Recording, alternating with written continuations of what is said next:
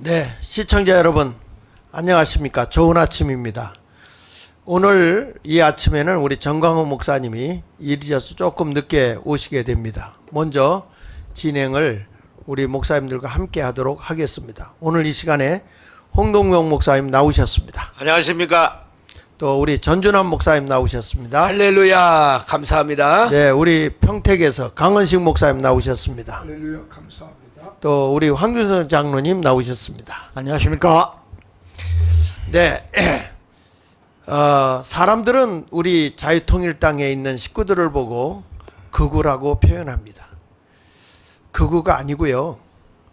바로 우파 보수의 아이덴티티, 정체성이 분명한 정당입니다.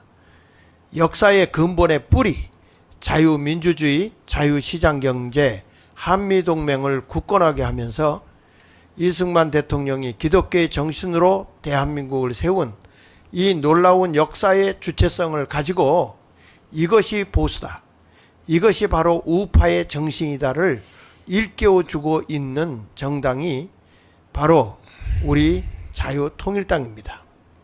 이것을 근본 뿌리를 지켜내기 위해서 광화문 운동으로부터 시작해서 많은 사람들에게 비난과 적대감을 가지고 손가락질을 당했지만은 결국에는 대한민국이 얼마나 병들었으며 얼마나 사상적으로 잘못되어져 가고 있는가를 우리는 현실적으로 보고 있습니다.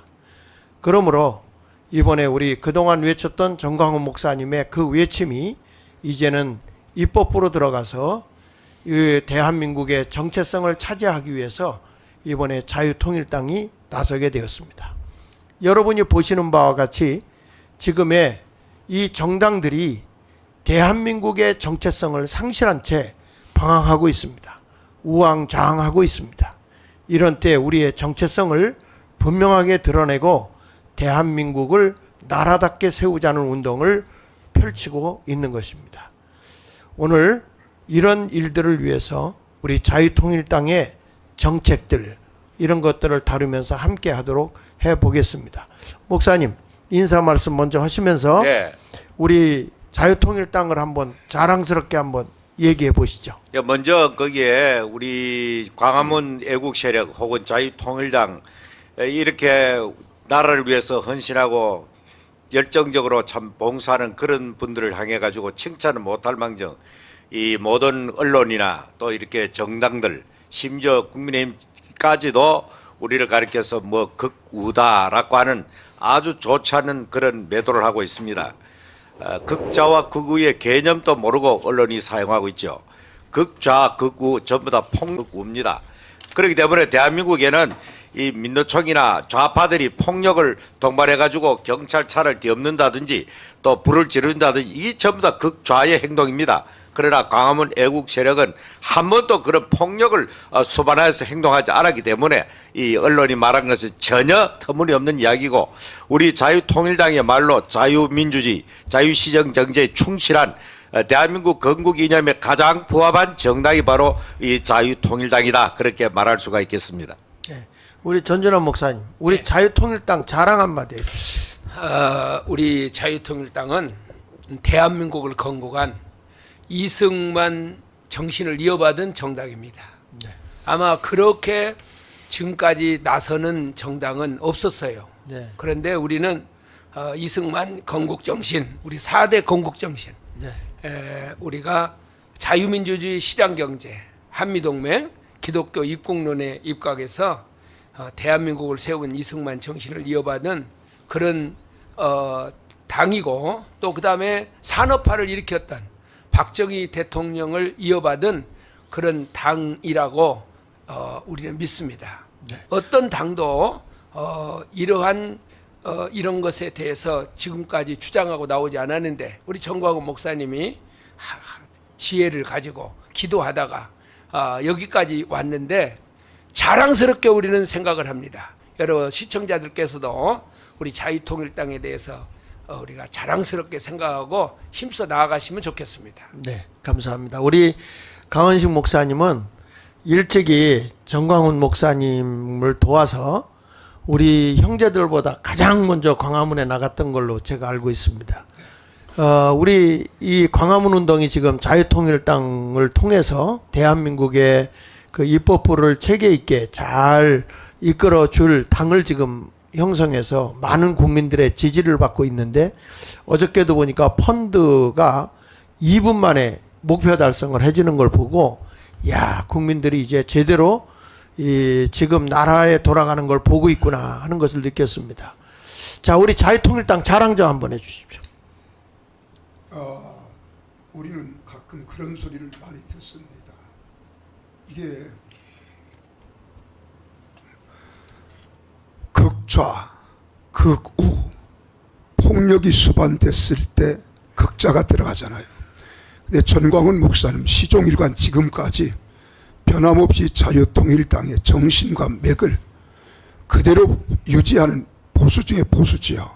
그러나 극자가 들어가서는 안 됩니다. 그거 극좌, 극우라고 하는 극좌는 우리 대한민국에 존재할지 몰라도 그러나 극우는 존재하지 않습니다. 이승만 대통령의 자유, 민주주의, 자유시장경제, 한미동맹, 기독교 정신, 입국론 위에 세워진 이것을 변함없이 세상이 흔들리고 어려울 때 중심을 잡고 정당으로서 가장 멋지게 지금까지 이끌어왔습니다. 앞으로도 그리할 것이고, 지금 정당 정책들이 본질을 잃어버리고 가고 있지만은 우리 자유통일당만큼은 변함없이 첫째는 하나님의 영광을 위하고 이 땅에 참된 가치를 구현하며 정체성을 회복해주는 우리 자유통일당이라고 이렇게 생각합니다. 네, 감사합니다. 황수영 장로님, 네. 가장 뭐 측근에서 우리 전 목사님을 잘 경호해 주시고 또 함께 주변에 오는 분들 얘기도 많이 이렇게 들어주고 계신 걸로 아는데, 자유통일당을 한번 자랑해 주시죠. 우선 저는 우리나라 각 당들 여야를 막론하고 정말 이 당들이 국가와 국민을 위해서 지금까지 일해 왔느냐, 또 그게 적합한 지금까지 왔습니다. 그런 의미에서 볼 때 우리 자유통일당은 여러분들 아시지만은 정광훈 목사님은 조용기 목사님, 김중근 목사님의 명을 받아서 벌써 20몇 년간 참 그 많은 세월을 변함없이 순종하는 마음으로 쭉 왔습니다. 저는 항상 이 격언을 생각하고 있는데, 그 프랑스의 정치가이고 또 학자였던 알렉시스 디 토커빌이 모든 국민은 자신들의 수준에 맞는 정부를 가지게 돼 있다, 이렇게 되어 있습니다. 그러면 뭐냐, 우리 정치, 우리 국회가 이 정도 수준인 것은 우리 국민들이 그 정도 수준밖에 안 된다는 겁니다. 저는 요즘 정말 특히 야권에서 국가보안법 전과자, 그 다음에 이제까지 천안함, 광우병, 또 세월호, 선동가들, 이제 와서는 완전히 간첩 수준의 그런 사람들이 모여가지고 도대체 국가를 위한 건지 뭔지 모르겠습니다. 여기에 또 제대로 보수 유일한 정당인 국힘당이 제대로 되찾지도 못하고, 저는 우리 자유통일당이야말로 이런 보수의 이념을 가장 잘 가지고 있고, 그래도 저희들도 부족한 점이 있지만은 그래도 이번에 순종하는 마음으로 국회에 진출하겠다는 우리 비례대표 후보들, 또 고군분투하고 있는 우리 지역구 일부 후보들, 이분들이야말로 정말 국회에 들어가면은 사리 사욕 없이 정말 하나님을 위하여, 나라를 위하여 일할 분들이 모여있는 그런 정당이라고 자신 있게 말할 수 있습니다. 네, 감사합니다. 자, 이렇게 다 우리 자유통일당이 나라의 역사의 근본 뿌리를 가지고 대한민국을 지키겠다고 나와 있는데, 자, 우리 한번 아침이니까 발랄하게 개구리도 깜짝 놀라서 먼저 튀어나왔는데 개구리 노래를 들으면서 한번 하고 그 다음에 이제 체조하면서 부르는 그 자유통일당가가 있습니다. 자, 개구리 노래 들은 다음에 여러분 몸도 풀 겸 체조 운동하는 우리 자유통일당가를 듣도록 하겠습니다. 먼저 개구리가 깜짝 놀랐습니다. 개구리 노래 한번 들어보겠습니다. 개구리 비례 8번.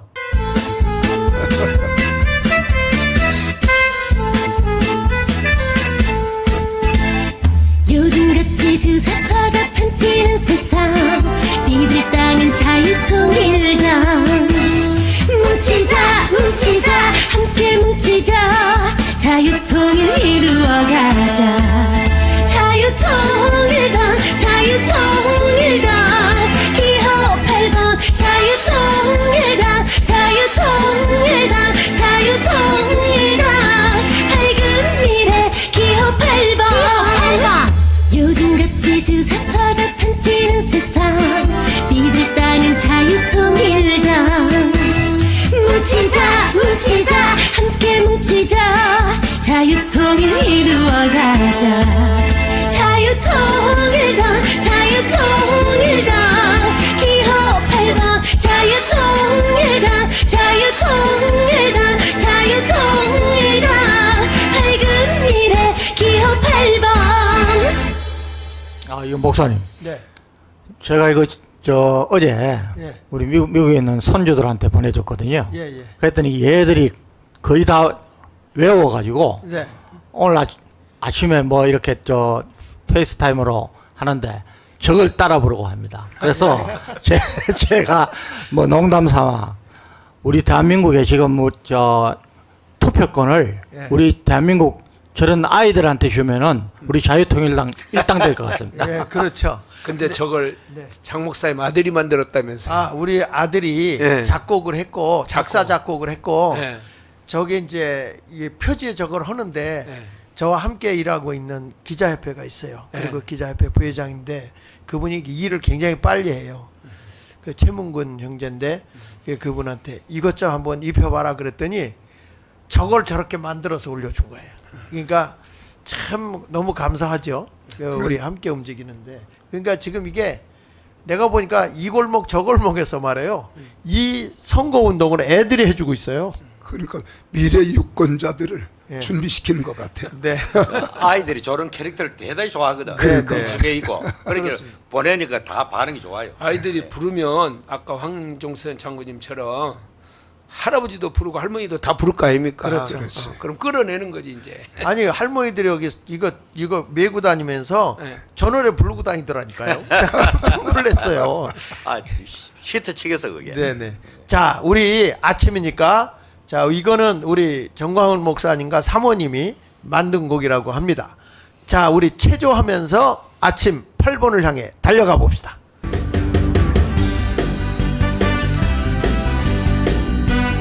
우리도 하세요 운동.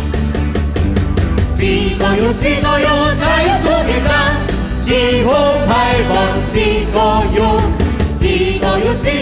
자유통일당 기호 8번 찍어요 통일 문제 해결해 교육 문제 해결해 통일 문제 해결해 교육 문제 해결해 찍어요 자유통일당 기호 8번 찍어요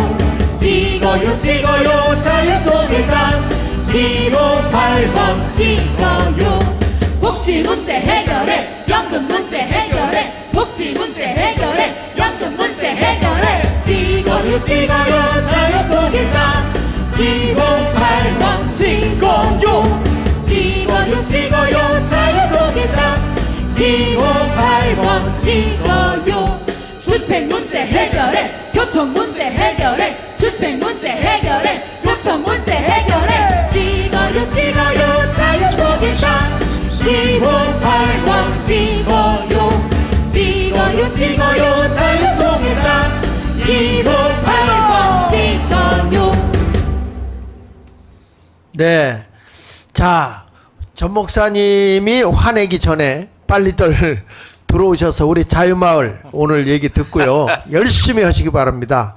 자, 여기 빨리 들어와서 이거 봐야 됩니다. 자유마을 또 자유 식구들 또 대국본 식구들, 또 전지현 식구들, 또 민노총 아니 무슨 총이야? 자교총. 자교총 식구들도 전지현 다 들어오셔서 함께 이 방송을 봐주시기를 바랍니다. 자, 그 투표는 이렇게 하는 것이다도 한번 좀 올려주셔서 한번 보시도록 하겠습니다. 이걸 꼭 알려주셔야 돼요. 어르신들이 잘 모르시더라고요. 자, 올려주시죠. 우리 이제 선거일이 얼마 안 남았습니다. 내일부터 우리가 사전선거하는데 우리는 가급적 사전선거보다 당일 투표하는 것을 원칙으로 하고요. 또 지역에 있는 자유마을 식구들이 이 사전투표 또 투표하고 난 뒤에 관리 또는 감시를 철저하게 해 주셔야 될 거라고 생각합니다. 자, 이번에 우리 자유통일당의 정책을 보면 앞에다가 크게 두 가지를 놓고 가더라고요. 근데 그 하나는 뭐냐면 원가주택입니다. 원가주택. 그리고 하나는 연금인데 이 연금은 시민운동이기 때문에 아마 당을 도와서 시민운동을 함께 하겠다라는 의미를 부여하고 있는 것이죠. 자, 그런데 이 원가주택이라고 하는 것이 지금 보면 뭐 출산율이 떨어진다, 뭐 한다 이런 일들이 많아요. 근데 원가주택부터 먼저 다루도록 하겠습니다. 그렇게 되면 이 원가주택이라고 하는 문제가 해결된다면 뭐 예를 들면 34평이다 그러면은 원가주택 하면 2억 5천 정도 되는데 우리 전 목사님 얘기를 빌리면 이게 입법으로 잘 가능하면 상당히 싸게 장기적으로 이렇게 분할 상환도 가능할 수 있는 미국 같은 데도 가보면 상당히 그 장기적으로 그걸 상환을 하잖아요. 조금씩. 그리고 내 집을 마련하게 하는데 바로 이 원가주택이라고 하는 것은 우리가 땅 문제만 해결하면 이 원가주택은 능히 하고도 남아요. 그렇게 되면 출산율까지 다 해결할 수 있는 일인데 우리 전준환 목사님이 좀 이 원가주택에 대해서 어떻게 생각하고 계시는지 한번 좀 말씀을 해 주시죠. 우리 자유통일당을 지지하는 사람들을 제가 주변에서 보면 왜 지지하느냐 물으면은 나라의 근본을 세워달라. 네. 이런 사람들이 굉장히 많아요. 네. 그 좌파 세력이 나라를 이렇게 좌지우지하는 것을 보고 이 나라가 무너지겠구나. 여기에 막 울분을 해가지고 이렇게 그 지지하는 사람들이 많거든요. 네. 근데 이제 또 현실적으로 보면은 그런 사람들이 주로 이제 장년층에 많은 것 같아요. 네. 그런 사람들이. 그러나 이제 그 젊은 층이나 이게 청년층 이상의 이런 사람들은 현실적인 문제 중에서 가장 큰 문제가 원가 주택 문제 아닙니까? 주택 문제. 네. 그래서 이런 문제를 이렇게 하고 있는데 지금까지 문재인 정부에서도 이 주택에 대해서 했는데 오히려 막 주택이 막 천정부지로 올라가지고 네. 이게 나라의 주택 근간이 무너져 버렸지 않습니까? 네. 그렇고 했고 또 국민의힘도 여기에 대해서 어떠한 그런 그 방향을 못 잡고 있는 것 같아요. 네. 그런데 우리가 이제 확실하게 원가 주택 이르고 간다. 그럼 어떻게 이 원가 주택을 할 것인가? 땅은 국가에 있는 그린벨트라든 이런 것들을 사용해 가지고 하고 그리고 아주 저렴하게 원가로 이것을 공급을 해 가지고 국가에서도 또 이제 그 돈을 좀 저리로 융자를 해주고 그렇게 가지고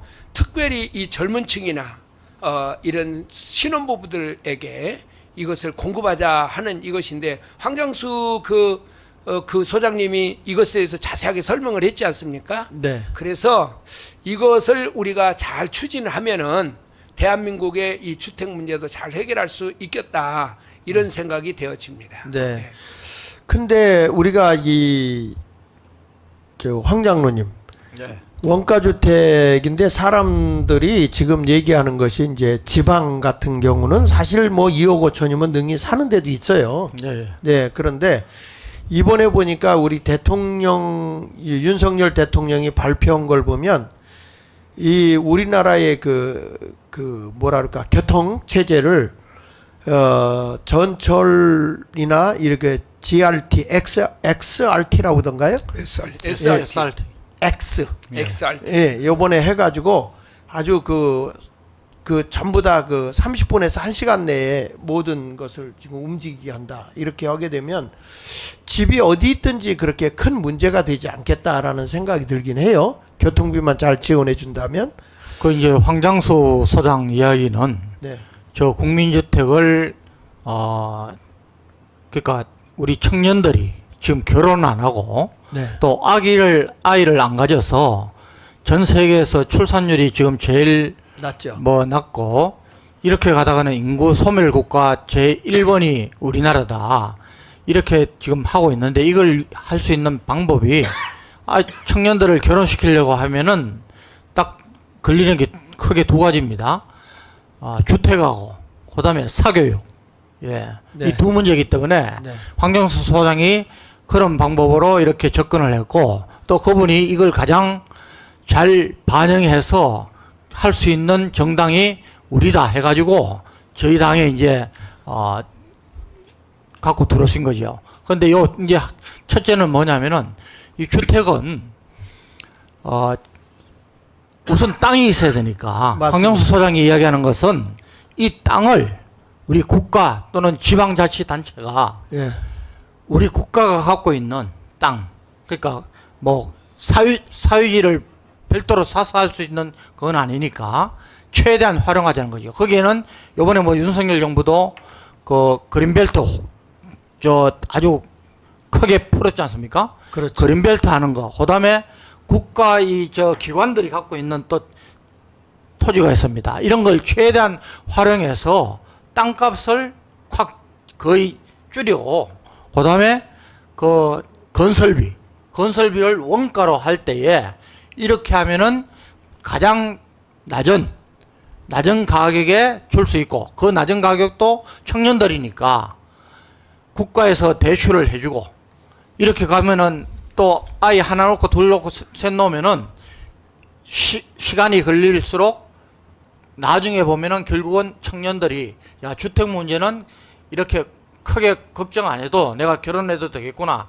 이 여건을 마련해 주자는 것입니다. 그리고 이제 하나 또 말씀드린 게 국민주택 규모가 딱 저 주택법에 딱 나와 있습니다. 뭐냐면은 그 전용 면적이 80평방미터입니다. 네네. 그것은 우리로 말하면은 우리 일반 국민들이 알고 있는 25평 규모입니다. 예, 25평 규모. 네. 그리고 이건 또 수도권하고 이 지방하고 조금씩 다르기 때문에 그래서 지금 지방까지 가하면은 30평형대까지도 가능하다. 그래서 모든 그 아파트 이런 거 할 때도 국민주택 규모가 60% 이상 돼야 됩니다. 네. 예. 그 이상. 근데 지금 보면 우리나라의 그 주택을 지어놓은 것이요. 그 아파트나 이런 걸 보면 사실은 남아요. 여러 사람이 소유해가지고 그런 건데 만약에 이 아파트 값을 이렇게 젊은이들에게 원가 주택을 지불하기 시작하면 상당히 그 아파트 값이 투기로 삼았던 사람들이 정말 주거지역으로 삼는 모습이 나타나서 이게 떨어지고 매물이 많이 나올 거예요. 그렇죠. 네. 지난 그 문재인 정권에서 뭐 잘한 게 없고 다 잘못했지만은 첫째가 뭐냐면은 통계를 속이고 해가지고 그 쉽게 하면 주택 값을 특히 아파트 왕창 올려놓은 겁니다. 60% 이상을 예. 올렸죠. 네. 그 이런 걸 알고 만약에 지금 우리 당이 하는 이것을 국가가 잘 계획해서 하면은 어떻게 주택을 통해서 돈을 벌겠다는 사람들이 적어지고 주택은 필수적으로 이렇게 할 수 있는 거죠. 네. 강원식 목사님. 예. 요즘에 그 목사님네 교회 옆에 아파트를 어마어마하게 크게 짓던데 예, 상당히 많이 있죠. 앞으로는 거기 뭐 많이 들어가 교회도 부흥되겠습니다. 뭐 계속되고 있습니다. 네, 그래요. 어떻게 생각하세요? 이 원가 주택에 대해서. 지금 원가 주택은 국민 모두가 바라는 바이잖아요. 네. 지금 그동안 우리는 이 주택값이 사실 천정부지로 오르고 이게 안정권에 들어가지 못하니까 젊은이들은 내 집을 갖는다는 것은 상당히 생각조차 할 수 없을 만큼 거리가 멀었단 말이에요. 근데 지금 많은 아파트들이 그렇게 많이 진다고 해서 다 수요가 되느냐? 부족하다고 하지만은 또 빈집도 많다 그래요. 네. 우리 평택만 하더라도 많은 아파트들이 지금 나가지 않아서 어려움을 겪고 있다고 하는 이런 경우도 있습니다. 그러나 지금 우리가 원가 주택으로 되어진다고 한다면 방금 우리 황 장로님 말씀하신 대로 지금 이제 원가 주택은 모두가 바라는 소망이잖아요. 네. 우리 모두가 바라는 소망이고 젊은이의 꿈을 안겨주는 것인데 사실 2억 5천 저이자로 우리가 융자를 해주고 또 모든 국민들이 이걸 가지고 한다면 우리 0.65%의 우리 저출산 이것도 해결되어지고 그리고 또 안정권에서 이것은 우리 투기가 아니라 주택은 우리가 주거 환경이거든요. 네. 그래서 좋은 결과를 가져오지 않을까. 나는 가장 좋은 정책이다 이렇게 생각합니다. 네. 국가에서도요. 네. 저 그린벨트를 풀어가지고 네. 저걸 하자 지금 그러잖아요. 네. 근데 이렇게 서울 시내 우리 주변에도 이렇게 보면은 그린벨트가 기능이 없어진 데가 굉장히 많아요. 네. 예를 들어서 막 그 도로가 지나가가지고 땅이 다 잘렸다든지 네. 그런 데를 공무원들이 조금만 좀 조사를 해보면은 그런 그 땅들이 많이 있을 겁니다. 그런데 공무원들이 이것들을 움직이질 않아요. 그러니까 그린벨트 있는 기존에 있는 것을 풀려고 하지 말고 그린벨트 중에서 기능이 상실된 데 특별히 네. 수도권 네. 이런 데를 조사를 해가지고 빨리 우리가 급한 것부터 해결을 했으면 좋겠다 그런 생각이 들어요. 네. 우리 홍 목사님, 네. 저 대구에서 오셨죠? 예. 대구는 집값이 어떻습니까? 대구는 요즘 와서 전국에서 가장 과다하게 주택을 지어가지고 분양이 잘 안 되고 좀 아파트가 하향으로 내려가는 그런 추세에 있다는 그런 보도를 봅니다만은 문제는 그렇게 많이 지어도 없는 사람이 주택을 구입할 능력이 없다는 거죠.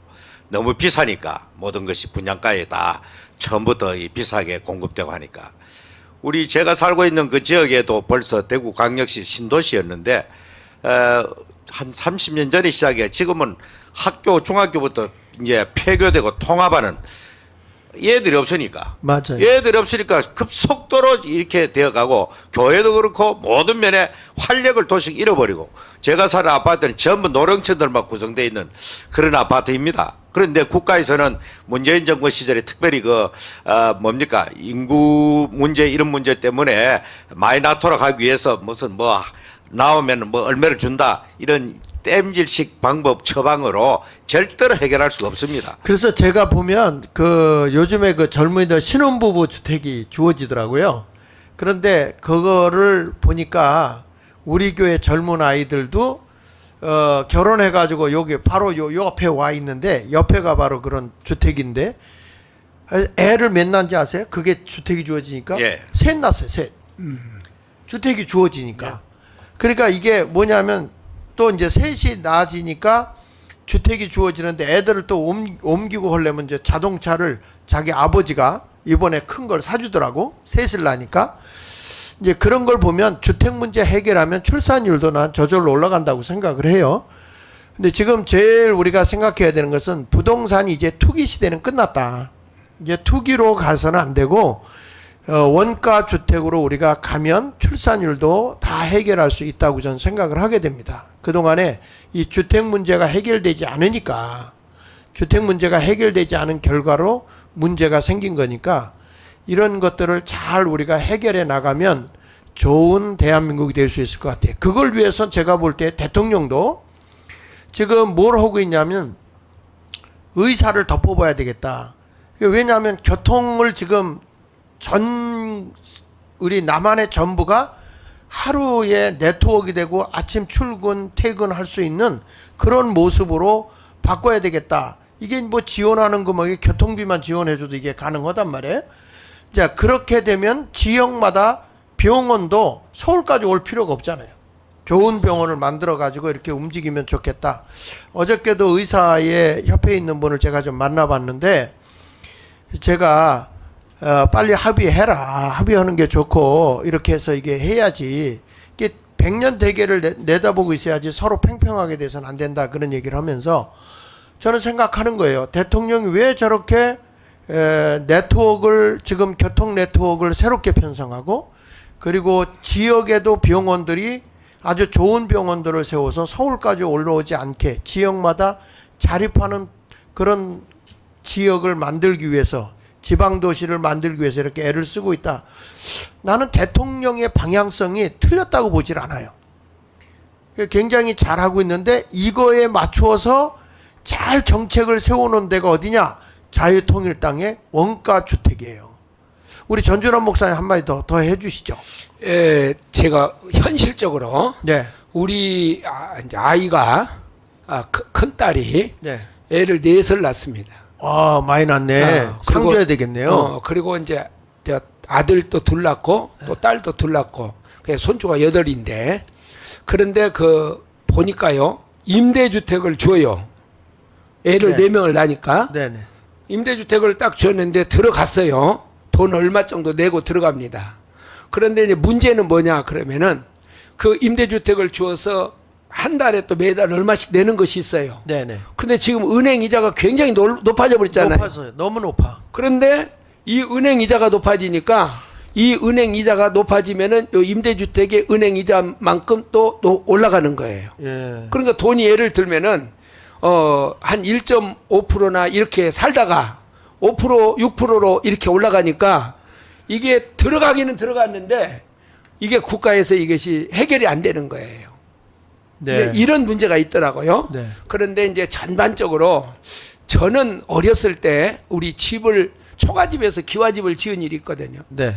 근데 그 기와집을 지을 때 어디에서 돈을 갖다가 집을 지었냐 하면은 국가에서 면사무소에서 돈을 대출해 가지고 집을 지었어요. 네. 그 어려운 시대 네. 국민 소득이 얼마 뭐 200불 그런 시대에 국가에서 이렇게 했거든요. 네. 그러니까 우리가 여기에서도 과감하게 주택 문제만큼은 국가가 책임을 지고 공공성을 유지하면서 갈 수 있도록 이것을 우리가 자유민주당이 자유통일당이 우리가 이것을 잘 진행하면 이걸 국민의힘이나 이런 사람들 끌고 가가지고 이것을 잘 할 수 있도록 국민들이 도와주면 좋겠다 그런 생각이 들어요. 네네. 예, 이 주택 문제는 우리가 이 원가 주택 문제 이걸 우리 자유통일당에서 이렇게 정책으로 내놨습니다. 아마 내가 보기에는 이걸 특별히 우리 자유통일당에서 입법을 잘 시켜서 우리 젊은이들에게 새로운 희망과 꿈을 안겨주게 될 것이고 여기에 이제 이어서 사교육이라든지 이런 모든 것까지도 우리가 연구하고 그 정책 속에 다 들어있기 때문에 앞으로 우리 젊으신 분들도 우리 자유통일당에 대해서 관심을 가져주시길 바랍니다. 정말 우리 대한민국, 우리 젊은이들, 미래의 우리 아이들 어디에다 소망을 두고 이 나라의 일꾼을 뽑아줄 것인가 생각해 보면 답은요 자유통일당입니다. 8번입니다. 그리고 지역에서는 우리 국민의힘이 함께 할 수 있도록 여러분이 도와주셨으면 좋겠습니다. 자, 그리고 지금 우리 정광훈 목사님이 말이죠. 우리 이 자본주의의 단점. 그것이 뭐냐 하면 이게 이제 자유시장 경제가 나가면 그게 이 평가를 해보고 조사해본 결과가 5%에서 8%는 실직자가 나오게 돼 있다는 거예요. 5%에서 8%. 그리고 영세민이 5에서 8% 정도는 이 자유시장 경제에서는 나온다는 거예요. 근데 이런 것의 단점을 가지고 그것만 보고 뭐 우리가 공동경제로 가야 된다 이런 걸 해가지고 저들이 주장한 것이 뭐냐면 공산주의라든지 사회주의가 이제 판을 치게 된 것이거든요.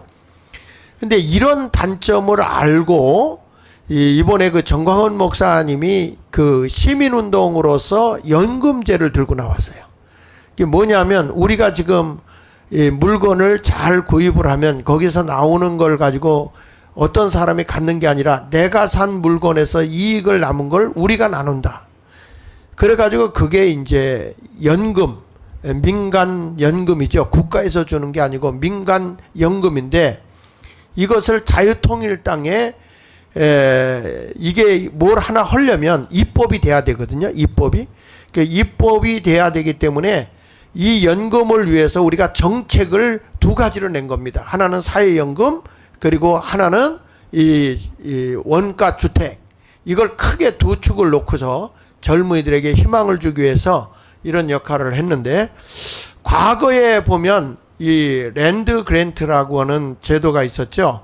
이게 이제 로마의 토지 교부에 대한 얘기인데, 넘겨서 한번 봐주시면 여기 올려주시고, 서기 5년에 로마의 아우구스투스가 군인들이 복무가 끝나거나 전쟁 후에는 저들에 대한 어떤 보상을 연금 제도로 줬는데, 그 당시에는 토지를 주어서 현금을 주거나 토지를 주는데, 토지를 주어서 거기서 생산성 있게 그 연금을 지급을 한 거예요. 너희가 땅에서 농사를 져서 생산 나오면 너희가 먹고 살지 않느냐. 그래가지고 땅을 개간하게 하고 그 땅에서 농산물을 가지고 먹고 살게 했단 말이죠.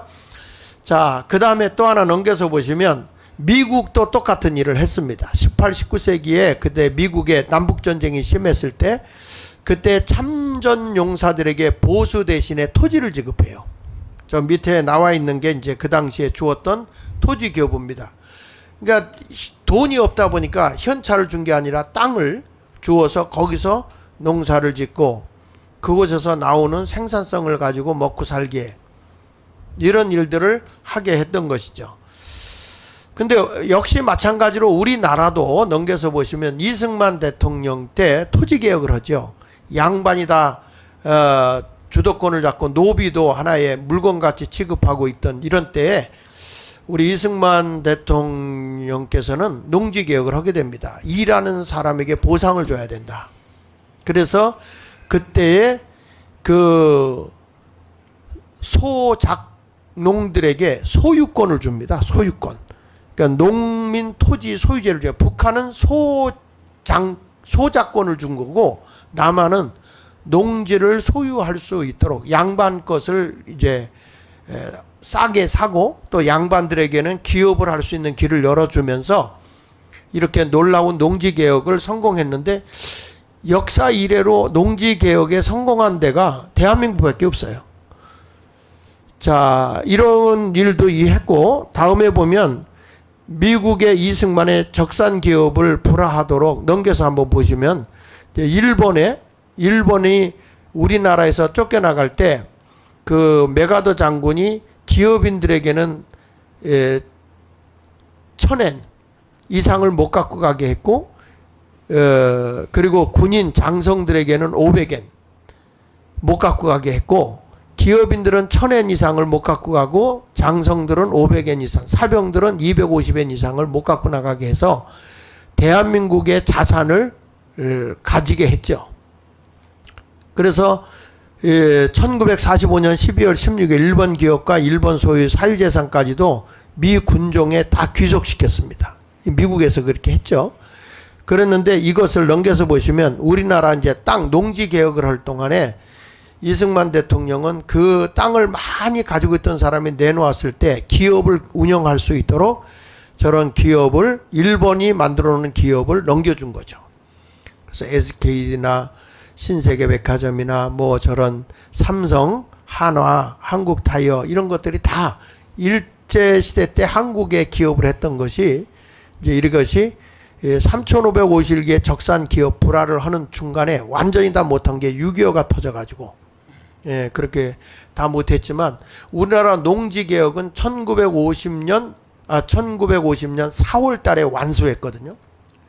그러니까 우리나라가 사실은 지금 이렇게 농지개혁을 해서 잘 되게 된 것인데, 이것이 다 뭐냐 하면 이것도 하나의 연금제도와 같은 것이다. 복지다라고 볼 수 있어요. 넘겨서 한번 보시면 요거는 지금 러시아와 우크라이나 전쟁에서도 이런 것을 도입을 했다고 그래요.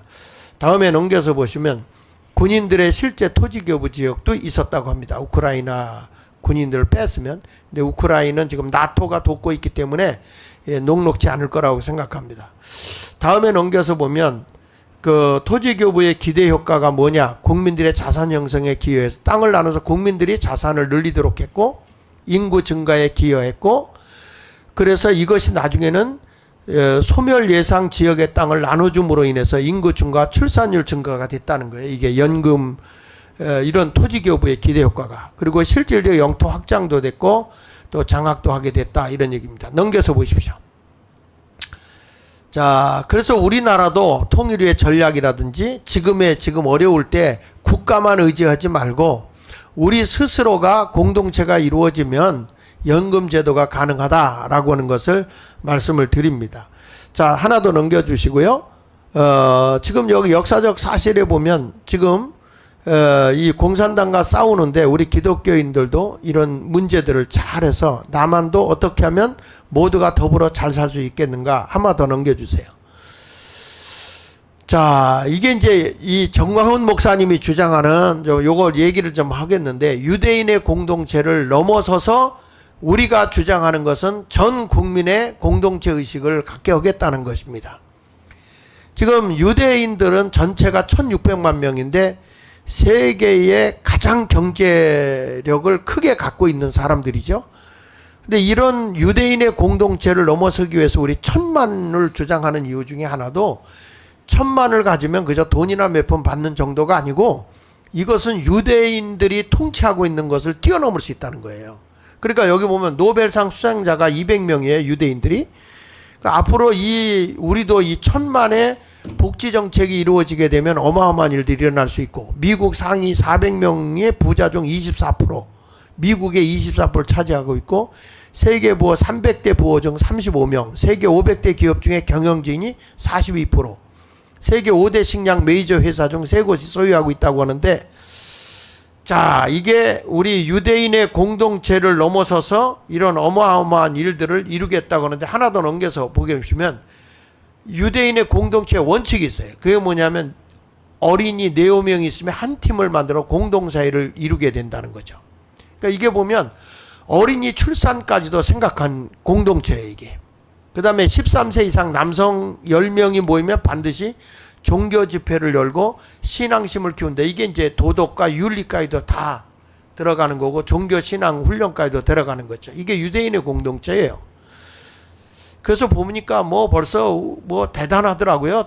전 목사님 이렇게 정광훈 목사님이 계획해 놓은 걸 보니까 그 다음에 남자 성인 120명 이상이 모이면 독자적인 유대인 커뮤니티를 형성해 일종의 공동기금을 만들고 자치교육기관을 설립한다.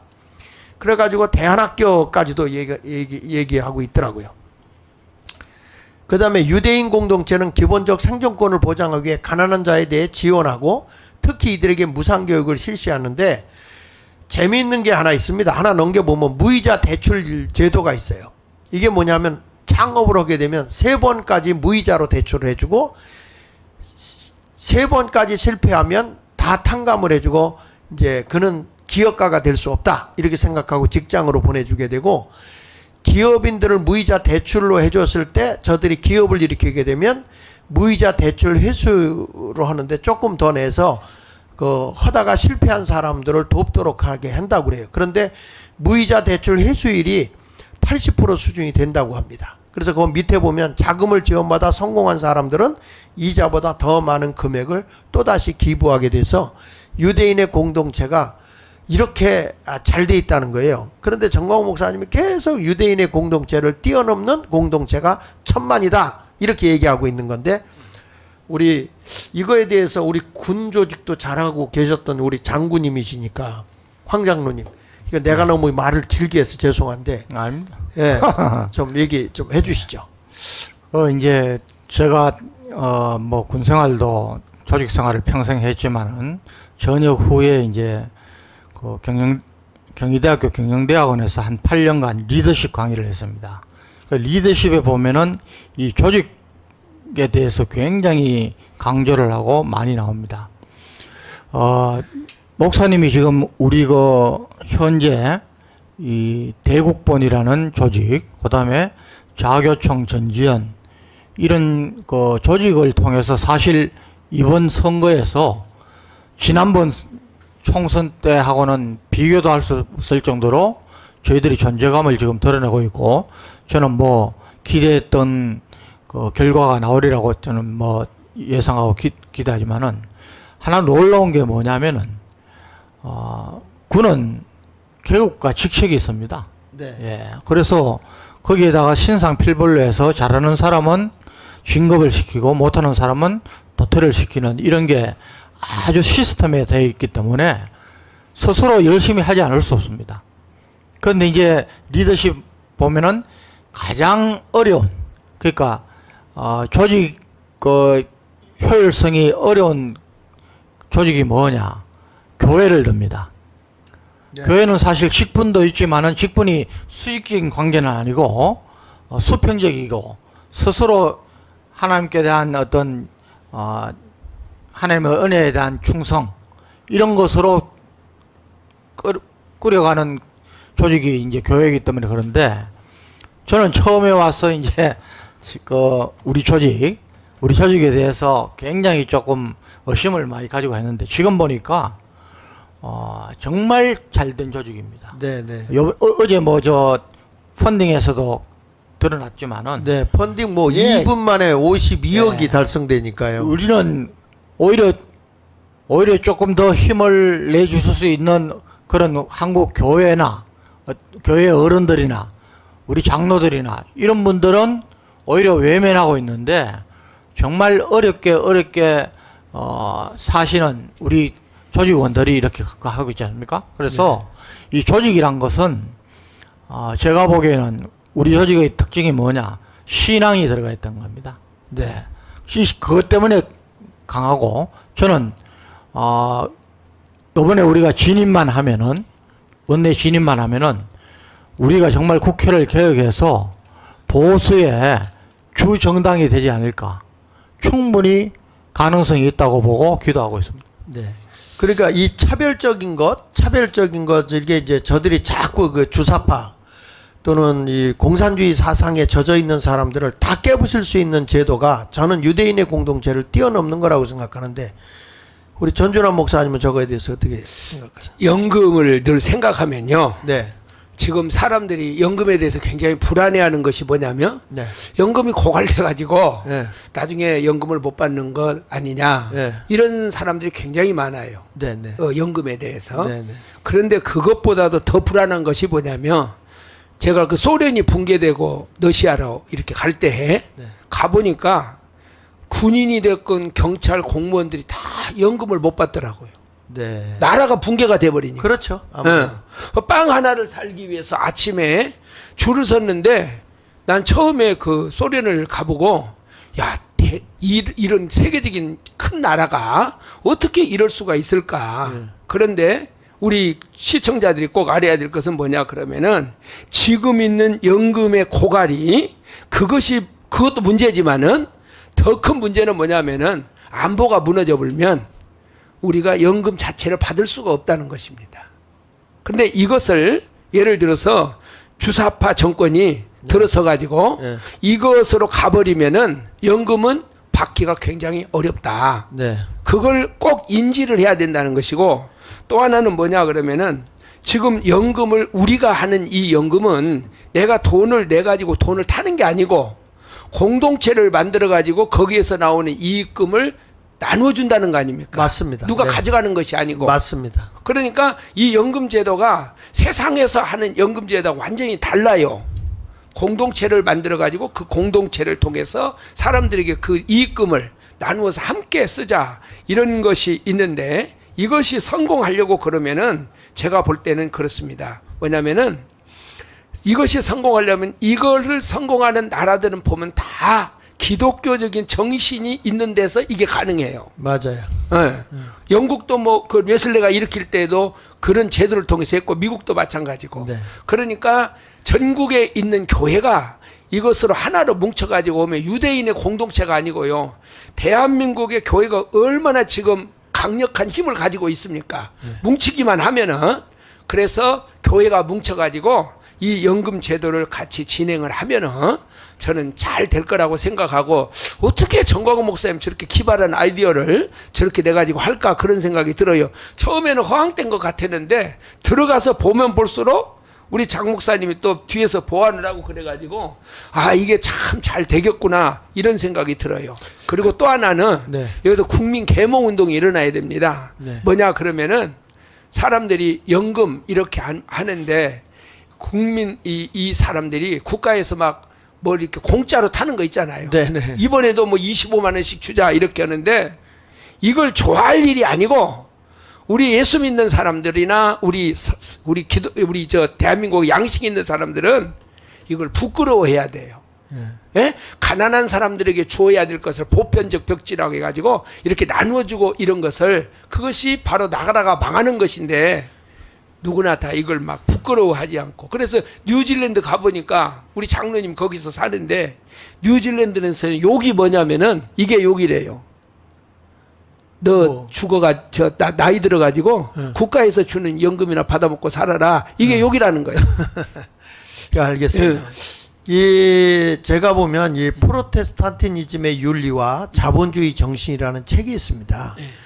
그 책을 보면 그 프랑스에서 그 종교적으로 폐쇄적으로 있던 그 캐톨릭, 근데 거기에서 우리가 말하는 프로테스탄티니즘이라고 하는 개신교도들이 개혁, 경제 개혁을 주장을 해요. 금융산업부터 시작해서 이런 걸 하니까 그들을 모아놓고 막 죽이거든요. 그래서 그들이 뛰쳐나오는 게 퓨리탄이에요. 그래서 이 사람들이 청교도 신앙으로 영국으로 들어가고 이 사람들의 이그노라고 하는 사람들이죠. 프랑스에 쫓겨난 사람들이 개혁 정신을 가진 사람들이 그 사람들이 영국으로 들어가서 청교도 정신을 세워서 영국의 경제를 새롭게 일으키고 그러니까 독일이 못 살다가 갑자기 영국이 잘 사는 걸 보니까 왜 그러냐 그랬더니 프랑스에서 온 그 정치나 경제 개혁의 정신을 가지고 있는 이그노 그 사람들을 받아들이게 되죠. 그러면서부터 영국의 무역이 발달하길 뿐만 아니라 독일에서 철문화가 발달하게 되는 이런 모습이 나타나게 되지 않습니까? 지금 우리가 추진하고 있는 이것도 마찬가지라고 봅니다. 여러분들이 보면 황당한 것 같은데 실질적으로 이것은 공동이 함께 나눌 수 있는 일이라고 생각을 하게 돼요. 자, 하나 넘겨서 보면 그래서 우리나라는 전국 자유마을 공동체, 다시 말하면 경제 생태계를 조성해서 모두가 잘 사는 대한민국을 만들겠다고 하는 것입니다. 그러니까 지금 제도가 있는 것을 어떤 특정인이 가져가는 게 아니라 우리가 천만이 조직이 되어지게 되면 모든 마을이 경제 생태계를 조성해서 잘 살게 된다. 하나 더 넘겨주시면요. 여기 한번 읽어보시죠. 목사님. 자유마을을 지속 유지하기 위해서는 경제 생태계가 조성돼야 한다. 네, 하나 더 넘겨주세요. 다음에 넘겨보시고 시간이 없으니까 넘겨보세요. 요거 읽어보시죠. 자유마을 전체 회원 간 더 나아가 자유우파 국민 모두가 건전한 경제 생태계를 조성하여 대한민국의 좌파 조직이 발을 못 붙이도록 하는 것이 최종 목표다. 저게 뭐냐면 나라 돈 가지고 뿌렸잖아요. 저 문재인이가. 네. 이거는 우리가 경제 생태계를 일으켜서 우리가 남은 걸 가지고 백성들을 위에서부터 이렇게 나눠주겠다는 거기 때문에 이것은 이 좌파, 주사파, 공산주의 사상의 경제관을 완전히 깨트려 버리는 거예요. 그러니까 자유시장 경제 플러스 사회주의 경제를 연합해놓은 가장 복지이며 합법적인 경제 생태계를 조성하겠다 이렇게 말한 거예요. 내가 전 목사님이 이 주장을 하고 났을 때 이거를 좀 자료를 찾아보고 연구해 보니까 이게 정말 환상이고 하늘이 내려준 경제 생태계 조성이더라고요. 우리 강 목사님 한 말씀 해주시죠. 여기에 지금 유대인 공동체 또 우리는 연대감을 조성해서 국민 공동체를 만들겠다. 사실 근본 유대인들과 우리의 비슷한 점이 너무 많습니다. 유대인들은 유대교로서 안식일 절기라고 하는 것으로부터 시작합니다. 네. 안식일 절기를 통해서 가족들이 함께 모입니다. 가족들이 모여서 연대감을 조성하고 제가 한번 LA에 있는 유시들이 살아가는 공동체를 가본 적이 있었어요. 네. 근데 그들을 보니까 그들의 교육과 우리의 교육부터 가정으로부터 시작된다고 하는 거죠. 네. 가정이 건강할 때 이 유대인 공동체가 또 신앙의 공동체로 나아가서 더 민족의 공동체로 나아가듯이 우리 대한민국도 유대인 못지않는 신앙의 공동체가 있거든요. 네. 그래서 먼저 가정의 공동체가 살아날 수 있도록 요 조치가 바로 우리 전광훈 목사님이 이야기한 것이 그거 아니겠습니까? 네.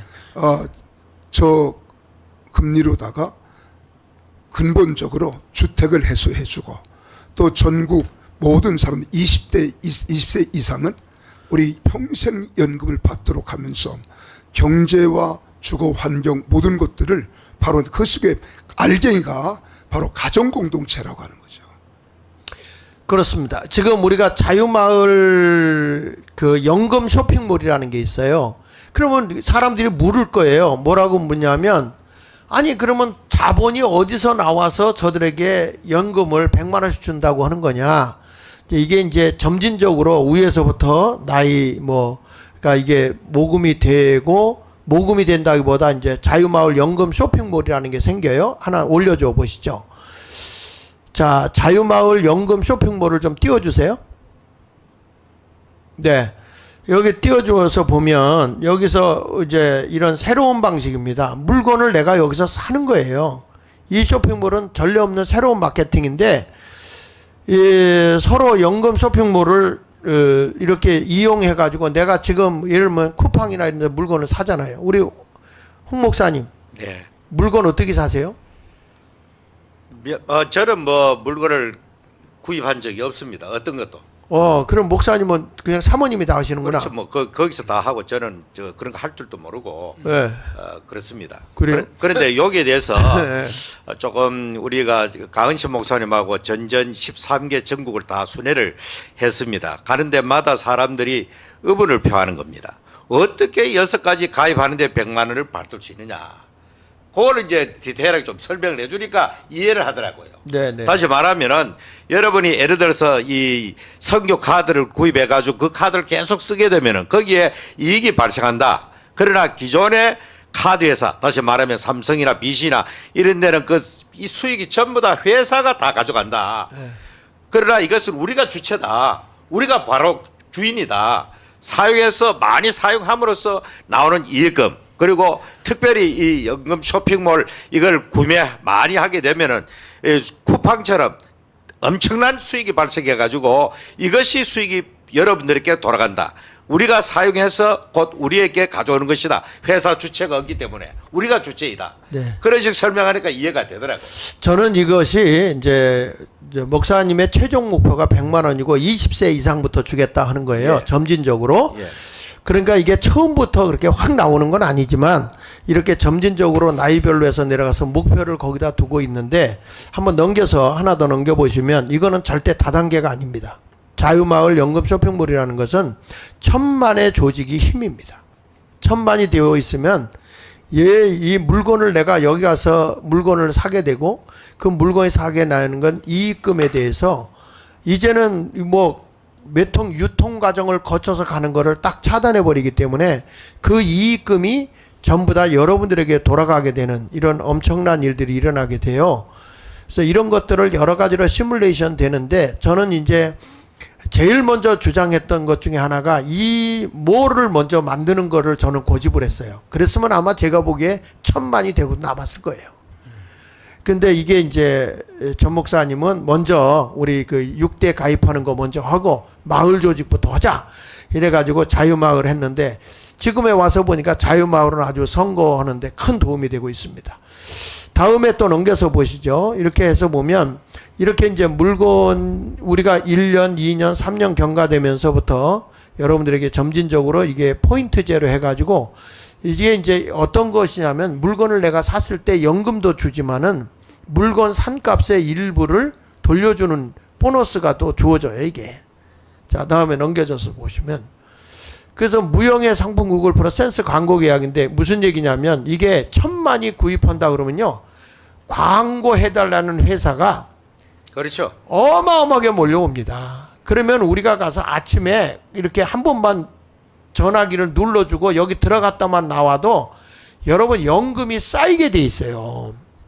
그러니까 이거는 안 되는 게 아니고 되는 건데, 이건 혁명적인 일입니다. 혁명적인 일.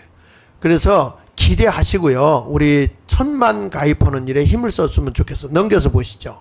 빨리빨리 넘기겠습니다. 시간이 넘어가서.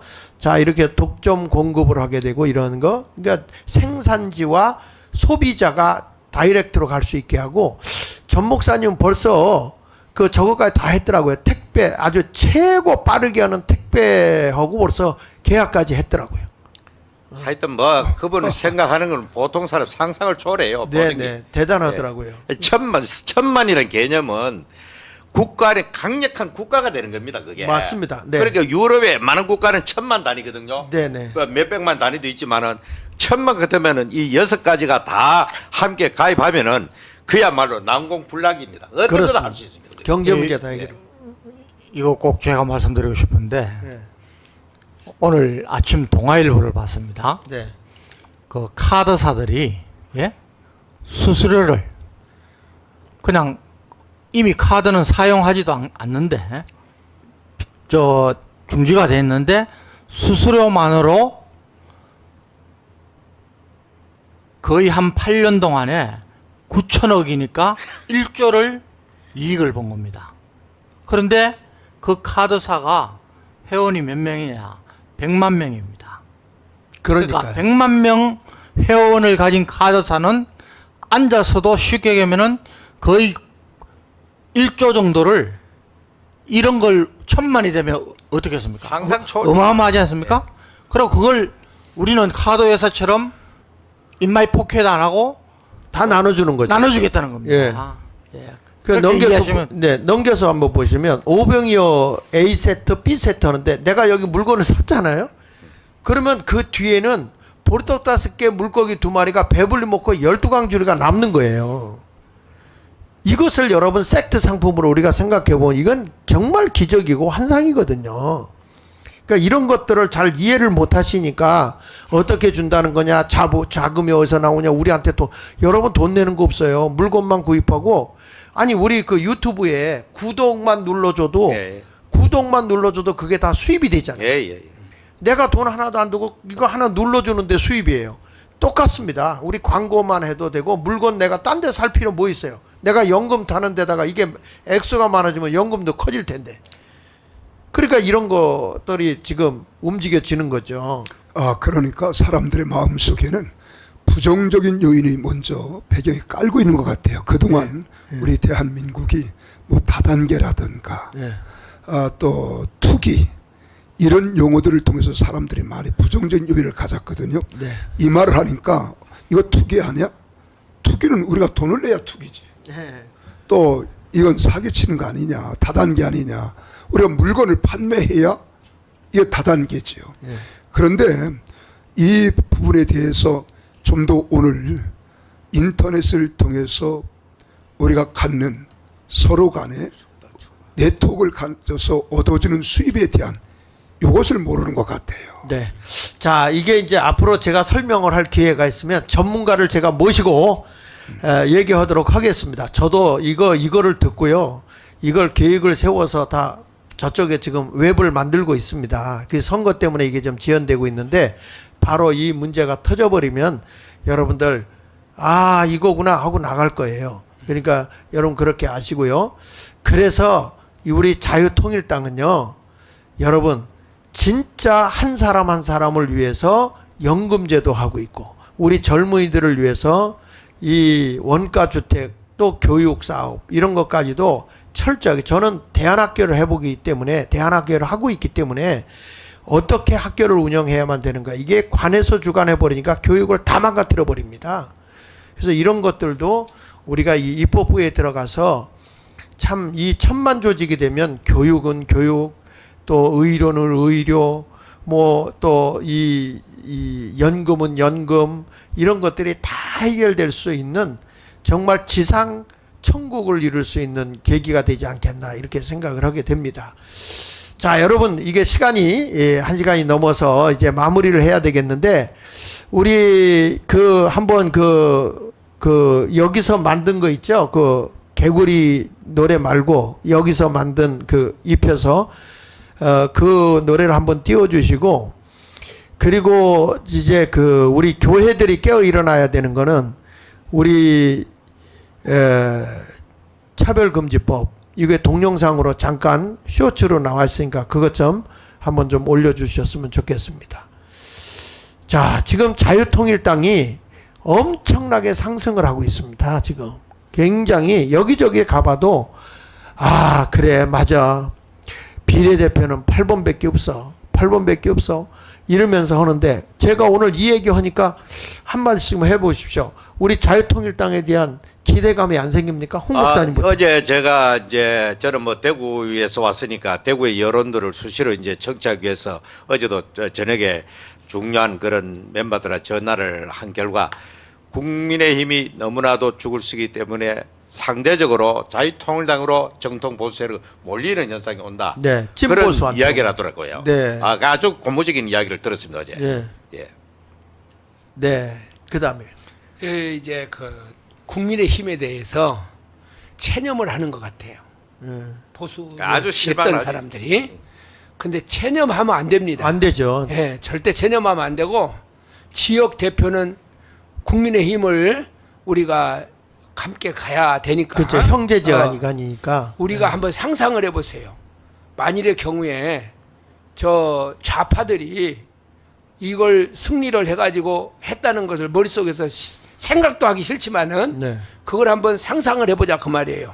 그러니까 지금 우리 자유통일당이나 국민의힘은 비상사태를 선포하고서도 이번 한 주일 동안 최선을 다해야 되는데 우리 자유통일당에 대해서 어제 펀드가 네. 굉장히 사람들에게 충격을 주었던 것 같아요. 아, 어저께 기사가 네이버에 보니까 아주 깔렸어요. 깔렸어요. 그래서 그게 네. 하는데 저한테도 여러 사람들이 저녁에 자면서 보니까 20개 이상이 저한테 그걸 올렸더라고요. 저한테요. 네, 네, 네. 그러니까 자유통일당이 이제는 비례대표를 자유통일당으로 가도 되겠구나. 요런 것에 대한 확신이 사람들한테 생긴 것 같아요. 지금. 네, 네. 그다음에 예. 강한식 목 우리가 지금 이번에 우리의 싸움은 좌파와 우파의 싸움입니다. 우리가 지금 야당에서는 위성 정당들이 쭉 배후에 있기 때문에 그들은 비례대표로 나가기 위해서 그들은 똘똘 뭉치고 있거든요. 근데 우리는 자유통일당은 그래도 여당이 미우나 고우나 우파란 말이에요.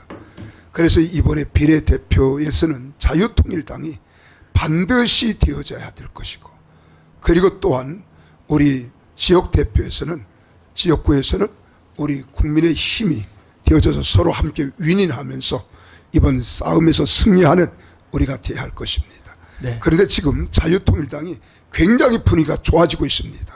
이대로 가다 보면 10%, 20%까지 가지 않을까 하는 이런 기대감도 갖습니다. 네, 우리 황 장로님. 네. 뭐 순종이 제사보다 낫습니다. 예, 순종하면 축복받습니다. 예, 저와 여러분이 축복을 받는 누리는 삶 살기를 바랍니다. 네. 네. 자, 우리 나도 한번 배웠는데 여러분 연금에 대해서 조금 이해가 되면 1번. 난 죽어도 믿어지지 않고 이해가 안 된다. 2번. 한번 여러분들이 여기서 한번 좀 올려보십시오. 아, 연금이 되겠다. 안 되겠다. 1번은 무조건 1번. 안 된다 하는 사람 2번. 보세요. 올려보세요. 다 믿잖아요. 이거 봐. 그러니까 우리가 천만 조직이 안 될 수가 없는 거예요. 돌아다니면서도 여러분 자유통일당만 찍으면요 연금제도가 됩니다. 기적이 일어납니다. 막 얘기를 하세요. 자신 놓고 하십시오. 그럼 된다니까. 저봐 다 1번이야. 다. 그 천만 우리 조직이 되겠죠. 믿음도 네. 자꾸 들으면은 네. 믿음이 들어오잖아요. 네. 예? 네. 말씀이니까. 근데 이것도요, 저도 이게 처음에 이해가 안 되더라고. 안 돼? 예, 처음에는. 저도 이해가 안 돼요? 아니, 처음에. 이게 이해가 안 되는데 자꾸 들으니까, 이거구나. 예. 그래서 지금은 이제 확신이 생겨. 네. 뭉치기만 하면은 예. 이게 확실하게 되겠구나. 네. 아까 얘기하잖아요. 100만만 뭉쳐도 예. 힘을 발휘하는데 예. 1000만이 뭉쳐지면 어마어마한 이건 권세가 아니 그러니까 예, 예. 자유통일 국민의힘 찍지만 비례대표 예. 아니 딴 데 찍어봐야 누가 여러분 원가주택을 내세고 누가 이 연금 평생연금을 하는 정책을 세우는 당이 있습니까? 그러면 여러분들에게 이익이 되는 당이 어디예요? 에? 자유통일당 몇 개 더 있습니까? 그러니까 이렇게 해 주셔야 되는 건데, 자, 자유통일당 한번 노래 한번 띄워 주실래요? 그 저기 춤추는 거 우리. 네. 올려 주시죠. 이게 아까 우리가 이제 개구리도 했지만 개구리 곡을 이렇게도 만들었습니다. 요즘같이 주사파가 판치는 세상 믿을 땅은 자유통일당 뭉치자 함께 뭉치자 자유통일 이루어가자 자유통일당 기호 8번 자유통일당 밝은 미래 기호 8번 요즘같이 주사파가 판치는 세상 믿을 땅은 자유통일당 뭉치자 함께 뭉치자 자유통일 이루어가자 자유통일당 기호 8번 자유통일당 밝은 미래 기호 8번 자, 이제 기호 8번입니다. 자, 우리 하나 더 동영상 띄워서 우리 이 교회가 깨어나야 하는 이유가 있습니다. 자, 한번 띄워주시죠. 오직 그리스도의 통에 이고 마침내 완전하게 설 것이다. 그럼 성관례를 취하고 전체를 강화하라. 모든 일을 마치고 이 모든 갈등이 지나간 후에 나는 오직 그리스도의 통에 이기고 마침내 완전하게 설 것이다. 그럼 성관례를 취하고 전체를 강화하라. 모든 일을 마치고 이 모든 갈등이 지나간 후에 너는 오직 그리스도의 통에 이기고 마침내 완전하게 설 것이다. 그럼 성관례를 취하고 전체를 강화하라. 모든 일을 마치고 이 모든 갈등이 지나간 후에 나는 오직 그리스도의 통에 이기고 마침내 완전하게 설 것이다. 그럼 성관례를 취하고 전체를 강화하라. 모든 일을 마치고 이 모든 갈등이 지나간 후에 너는 오직 그리스도의 통에 이기고 마침내 완전하게 설 것이다. 그럼 성관례를 취하고 전체를 강화하라. 모든 일을 마치고 이 모든 갈등 네, 자, 이제 시간 오랫동안 하셨습니다. 이제 여기서 마감 짓겠습니다. 우리 이승만 대통령의 그 구호 제창하고 아침 방송 마치겠습니다. 10시에는 예, 정광훈 목사님이 반드시 나오십니다. 열심히 준비하셔서 이따 10시에 뵙도록 하겠습니다. 그 구호하기 전에 그 마지막에 나온 교회 그거 지금 광고 있잖아요. 네네. 그것을 우리 자유통일당 자교총하고 전지현하고 다 보내줄 거니까 오늘 중으로 한 10명 이상씩 내가 알고 있는 모든 사람들에게 목사님들이나 장로님들에게 꼭 보내주시기 바랍니다. 네. 자, 강 목사님. 강 목사 특히죠. 이승만. 자, 구하겠습니다. 뭉치자, 뭉치자, 싸우자, 싸우자, 이기자. 이기자. 감사합니다. 감사합니다.